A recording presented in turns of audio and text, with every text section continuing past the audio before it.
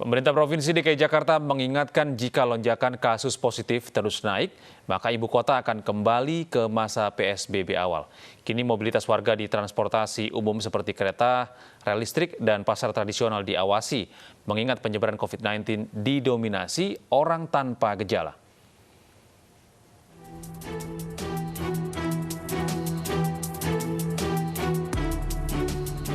Terjadi lonjakan kasus positif COVID-19 pada pekan kedua setelah masa transisi fase kedua DKI Jakarta.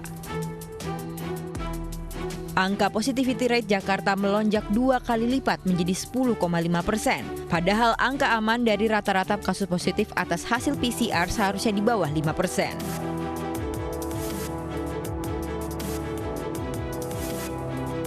Gubernur DKI Jakarta mengatakan peningkatan kasus positif di ibu kota didominasi orang tanpa gejala atau OTG hingga 66%. Anies pun menegaskan jika lonjakan kasus positif masih terjadi di ibu kota, maka akan kembali ke masa PSBB awal.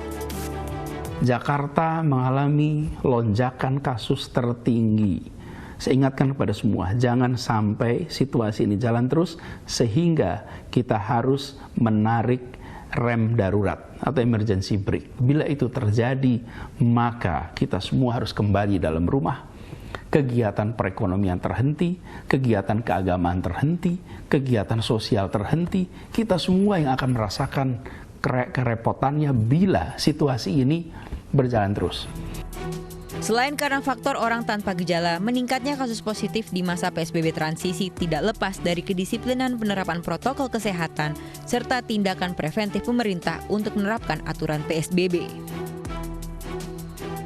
Pergerakan massa di ruang publik seperti transportasi umum dan pasar tradisional menjadi fokus pemerintah saat ini.